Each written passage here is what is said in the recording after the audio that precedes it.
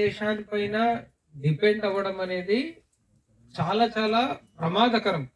ఆ దేశం గుప్పెట్లో మనం ఉండిపోతాం.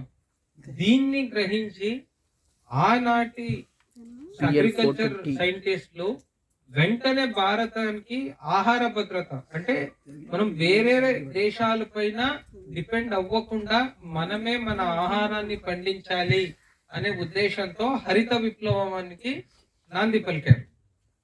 హరిత విప్లవంలో తక్కువ సమయంలో ఎక్కువ దిగుబడి రావడానికి కొన్ని పరిశోధనల ద్వారా కొన్ని విత్తనాల్ని తర్వాత కొన్ని ఎరువుల్ని కూడాను రైతులకి అవగాహన కల్పించి చేయించడం జరిగింది. ఆనాటికి అది చాలా అవసరం, అది జరిగింది.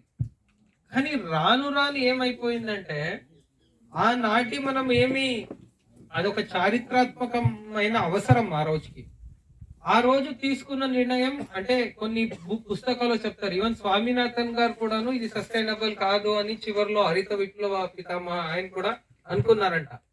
అంటే చివరిలో దీంట్లో ఏం సమస్య అంటే మీరందరూ రైతులు నాకన్నా బాగా తెలుసుంటుంది, బట్ నా అబ్జర్వేషన్ చెప్తాను.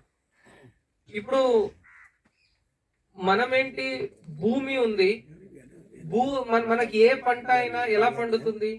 భూమిలో ఉన్న పోషకాలని వేరుల ద్వారా పీల్చుకొని కండాల ద్వారా ఆకులకు వెళ్ళి ఆకుల్లో ఫుడ్ ఉత్పత్తి అయ్యి పంట వస్తుంది.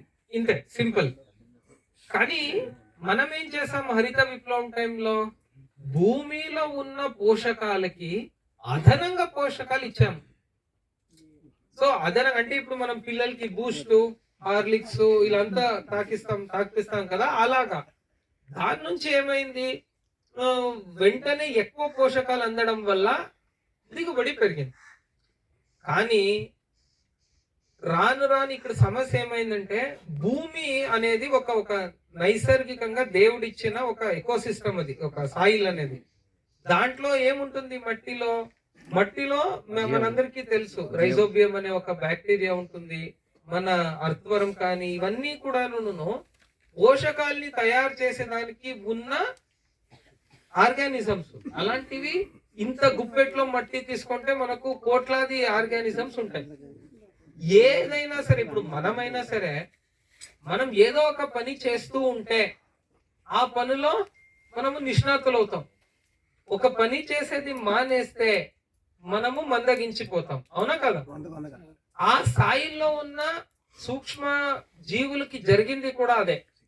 ఎప్పుడు బయట నుంచి పోషకాలను ఇచ్చే అలవాటు అయ్యింది, మొత్తం అక్కడున్న జీవులన్నీ కూడా రిలాక్స్ అయిపోయాయి. నాకు